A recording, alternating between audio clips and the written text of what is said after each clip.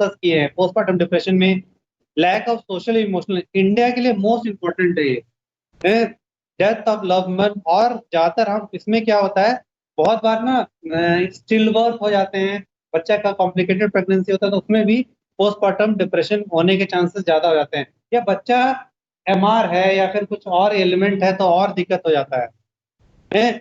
Loss of self esteem due to postmortem appearance, खासकर जो लड़कियां दिखने में होते हैं बॉडी इमेज के लिए होता है, तो उनको बॉडी इमेज से बहुत ज्यादा होता है, पहले ही हो अपने आप को तो बॉडी इमेज का फर्क हो जाता है, तो इसके कारण बहुत इंपॉर्टेंट हो जाता है।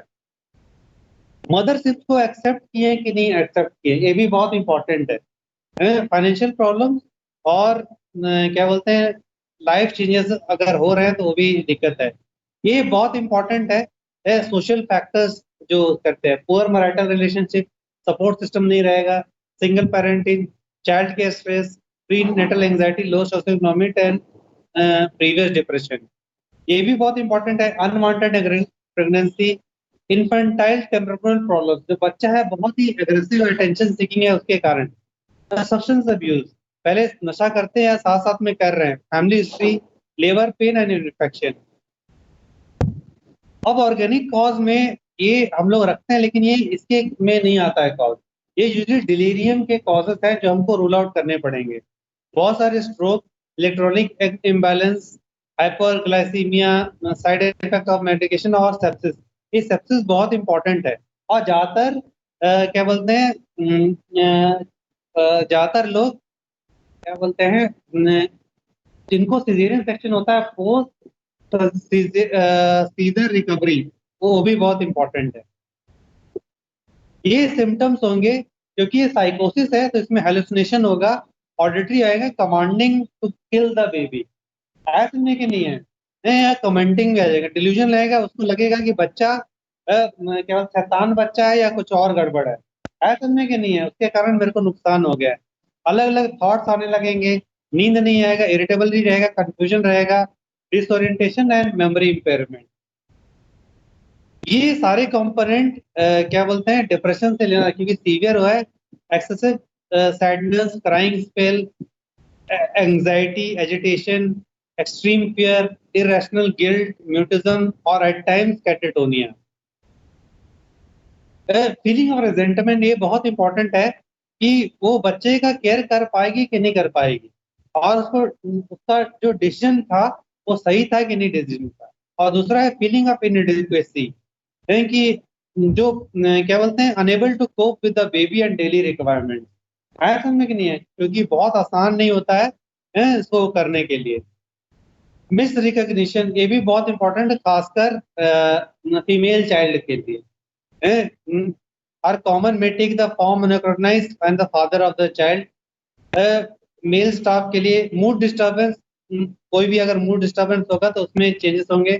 डीपर्सनलाइजेशन, डीपर्सनल मतलब खुद वो सुध बुध में नहीं रहेगी, उसको खुद रहेगा कि उसका एनवायरनमेंट वो डिटैच रह रही है रियलिटी से।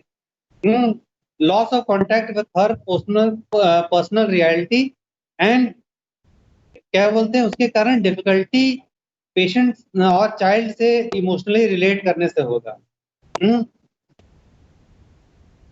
क्यों हमको मैनेजमेंट करना चाहिए सुसाइड, इन्फेंटिसाइड, होमोसाइडल थॉट, ये बॉन्डिंग बहुत इंपॉर्टेंट है, वो नहीं हो पाएगा आगे चल के, प्रॉब्लम्स होंगे marital and family problems.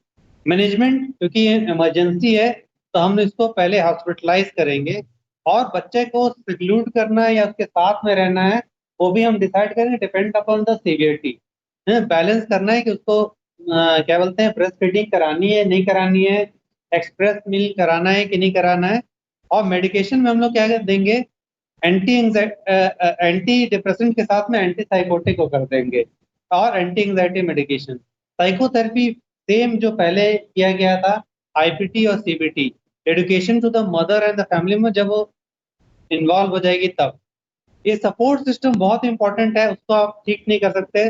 Group therapy में बहुत सारे पेरेंट्स होते हैं, उसके लिए ये ईसीटी बहुत इंपॉर्टेंट रोल प्ले कर देता है, ऐसा में कि नहीं, क्योंकि बहुत सारे हम दे पाए कि नहीं दे पाए, तुरंत रिकवरी चाहिए, क्योंकि जितना देर होते जाएगा बच्चा भी डैमेज, मदर भी डैमेज, और फैमिली भी डैमेज। तो उसको ठीक करने के लिए ECT becomes treatment of choice, तुरंत रिकवरी करता है, बेस्ट है। खान पान सही से करें। बहुत बार चाइल्ड प्रोटेक्शन सर्विसेज वो मदर नहीं कर पाएगी तो उसको भी आपको इन्वॉल्व करना होता है। क्लोज फॉलो बहुत इंपॉर्टेंट है उनके वो करने के लिए। इसमें ब्रेस्ट फीडिंग कॉन्ट्राइंडिकेशन लिखा हुआ है लेकिन नहीं है, आपको चेक करना पड़ेगा कितना रिक्वायरमेंट है या नहीं है। अगर मदर पहले से लिथियम ले रही है तो उसमें भी देखना पड़ेगा कि टॉक्सिसिटी है कि नहीं टॉक्सिसिटी है। ज्यादातर एंटीसाइकोटिक वो होते हैं लेकिन सबसे सेफेस्ट हेलोपेरिडोल है। आया समझे कि नहीं, आप आसानी से दे सकते हो। यूजली क्यूटापिन भी बहुत हेल्पफुल है क्योंकि मदर अगर सो जाती है तो हमारे लिए काफी बेटर हो रहता है। होम कंडीशन में कैसे ट्रीट करना है कि नहीं करना है, रिलेशनशिप बहुत इंपॉर्टेंट, उसको सपोर्ट सिस्टम कैसे है। और दूसरा जो डिसऑर्डर ये था क्या बोलते हैं, पोस्टपार्टम डिप्रेशन एंड पोस्टपार्टम साइकोसिस, जो शॉर्ट नोट में आएगा, बहुत ही कॉमन है। जो दूसरा जो डिसऑर्डर है जो अभी चालू होगा, जैसे जैसे अभी सर्दियां चालू हो जाएंगी तो हम लोग कहते हैं सीजनल अफेक्टिव डिसऑर्डर। ये भी इसी का पार्ट है, डिप्रेशन का ही पार्ट है। आया समझने के नहीं है। सीजनल अफेक्टिव डिसऑर्डर क्या है, जो डिप्रेशन है वो चेंज ऑफ सीजन से लेना देना है, नाम में ही है, यूजुअली बिगिंस और and at the same time every year. ज्यादातर हो रहा है वे ये एक ही समय वो होता है और एक समय बंद होता है। यूजुअली हमारे समय क्योंकि विंटर कम होता है और ये नहीं होता है तो ये ज्यादातर फीचर्स होते हैं। जैसे अभी बदली है तो बदली से ना आपका मूड भी चेंज हो जाएगा, हर समय मौसम के चेंज हो रहा है। तो जहाँ विंटर में क्या होता है, दिन दिन बहुत कम हो जाता है, रात बहुत ज्यादा होता है, ग्लूमी वेदर हो जाता है। ये बिलासपुर और छत्तीसगढ़ की बात नहीं है लेकिन यूजुअली नॉर्दर्न साइड में ज्यादा दिक्कत होता है। हम्म तो उनको क्या होगा, इरिटेबल हो जाएंगे, फैटीग और लो एनर्जी रहेगा, हाइपरसेंसिटिविटी रहेगा। इसको लेडन फीलिंग्स कहते हैं, जो ज्यादातर लड़कों में होता है, बिल्कुल ताकत नहीं है, क्या करूं, ऐसा नहीं कि नहीं पड़े रहूं, कुछ खाऊं और ये सब नहीं करूं। ओवर स्लीपनेस, देखो ना, रजाई छोड़ने का मन नहीं करता है ठंडी में, देखो ना क्या करें यार, क्या कुछ नहीं करें, रजाई में पड़े रहें, कुछ भी नहीं करें। और एपेटाइट चेंजेस, खासकर कार्बोहाइड्रेट क्रेविंग आता है। हमारे यहाँ तो कार्बोहाइड्रेट का नहीं क्रेविंग आता है, चटपटा का क्रेविंग आता है। गोलगप्पा खा लें और मील लो क्या खाते हैं, बर्गर पिज्जा, ऐसा कोई भी चटपटा खाने का क्रेविंग होगा, वेट गेन रहेगा और पेन की तरफ मोर सेंसिटिव हो जाओगे।